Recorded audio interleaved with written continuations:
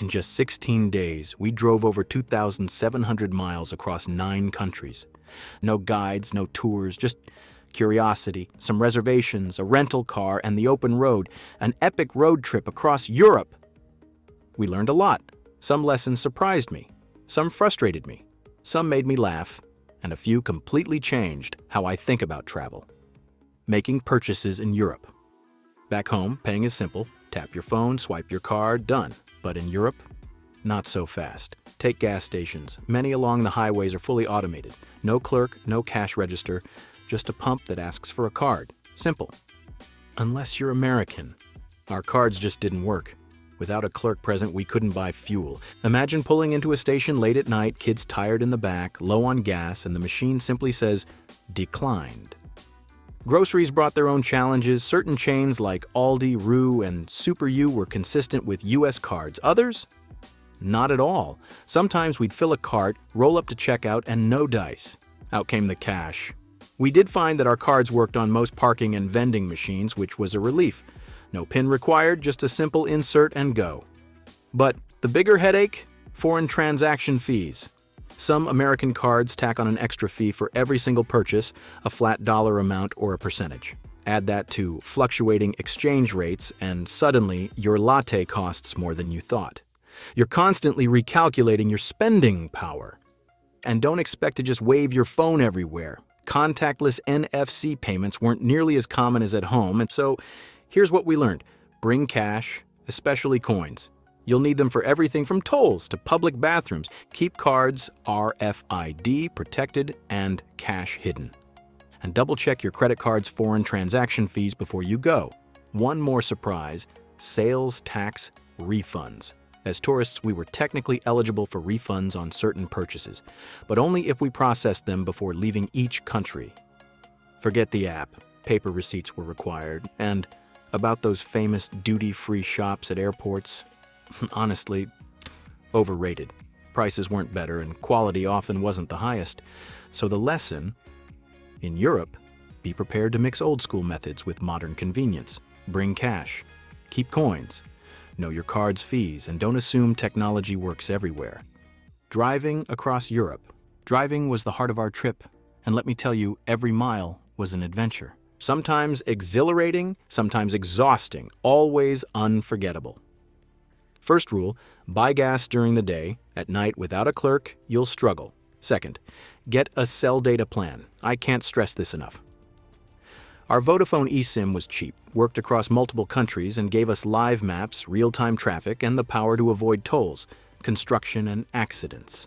It also let us instantly translate signs, instructions, and even parking rules. That little purchase was worth every penny. Then there were the cars themselves. Forget massive SUVs. In Europe, it's all about compact hatchbacks, hybrids, and wagons. Surprisingly, we spotted plenty of Fords, but they weren't the F-150s we're used to. Parking spaces and streets are too tight for giant vehicles. If you rent, here's my advice. Get one with 360-degree parking sensors and folding mirrors. Streets and garages are very narrow. Get an automatic transmission with lane assist and adaptive cruise control.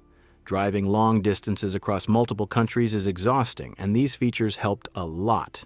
Crossing borders added another wrinkle. Each non-Schengen country had its own toll system, which required one vignette sticker per country on your windshield.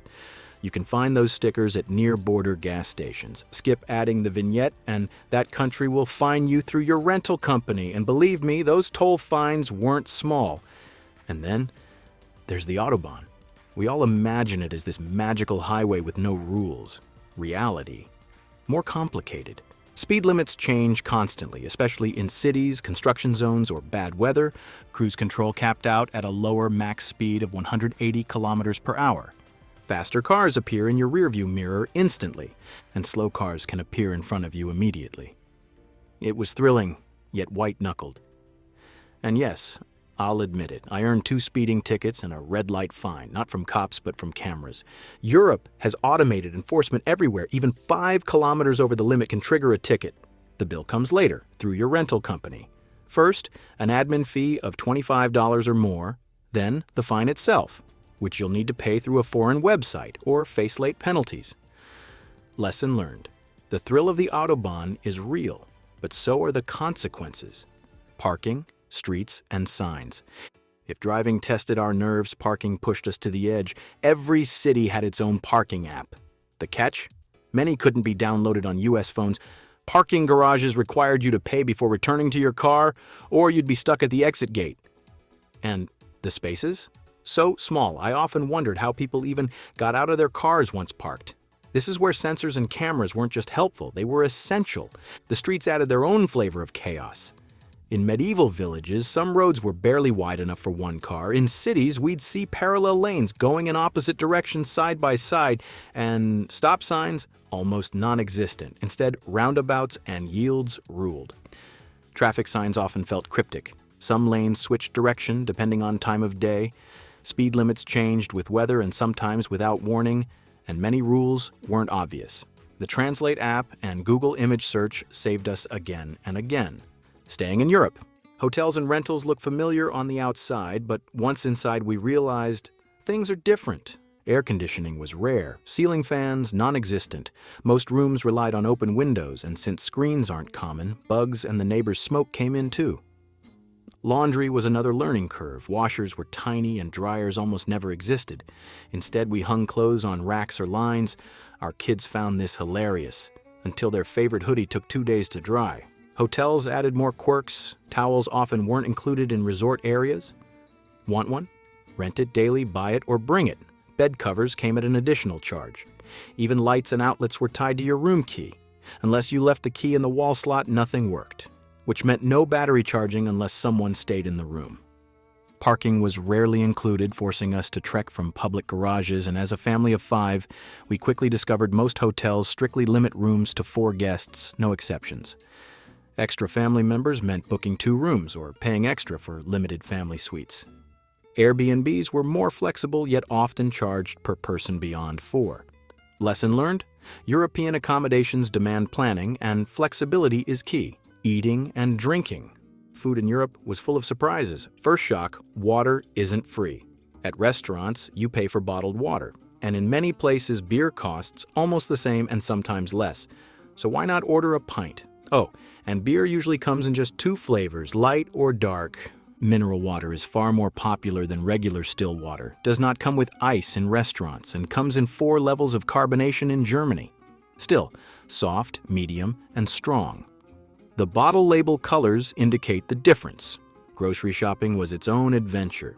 In Germany, stores closed completely on Sundays, no exceptions. That meant planning ahead. Alcohol laws surprised us too. The only place our teens were carded was the Netherlands, where the drinking age is 18 versus the age of 16 found in other European countries. As for snacks, sorry Europe, but America does junk food better. Candy, chips, sodas, brownies. European versions were far less sweet and much less bold in flavor. Healthier? Probably. But less fun for road trips. We were all craving American candy and sodas halfway through our trip.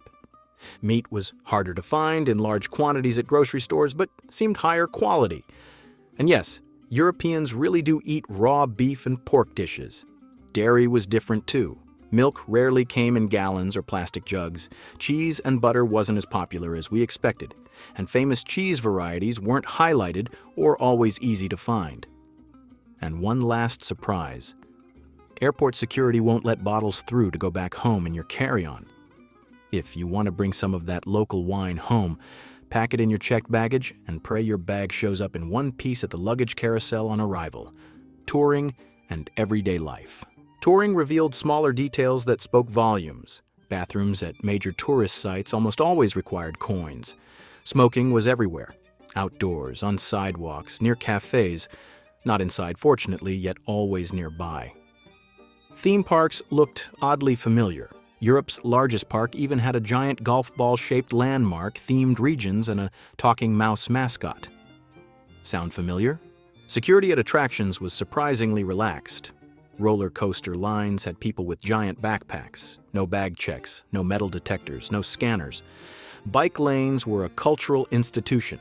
In the Netherlands and Austria, they weren't just for bicycles. Gas-powered mopeds, electric scooters, and e-bikes zoomed past at alarming speeds.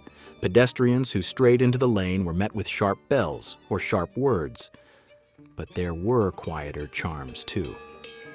In Switzerland, cows and sheep wore bells that rang like a chorus across the hillsides. In cities, locals brought the beach inland, with riverside parks complete with sand, tiki lights, and reggae music. And what about pickpockets? We didn't have any problems. Honestly, our money belts made us feel more awkward than safe, especially when things got sweaty under our clothes. Language and people. At the heart of it all, the people. Europeans often wanted to practice their English. For some, chatting fluently with an American felt like a point of pride. But it still helped to greet them in their language first, even if just bonjour or guten Tag. We set our own rule of thumb for everything we needed help with in Europe. Try to do it ourselves first. Attempt their language when asking for help. Use Google Translate if all else fails. And always, always say please and thank you in their language. And the result: kindness, patience, and genuine connection.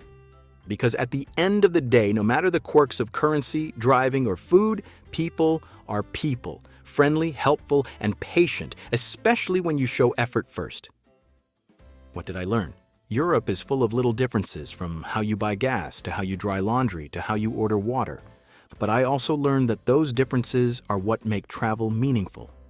The countless moments of connection, laughter with strangers, shared meals, beautiful places, and lessons in slowing down. They remind you that the world isn't designed around your habits, and that's a gift. Because in the middle of all the confusion, the laughter, the challenges, you discover what travel is really about: learning new ways of living and finding connection in the most unexpected places. It's about discovering the little ways life is different and the big ways it's the same. And in Europe, those lessons come fast, sometimes as fast as the Autobahn.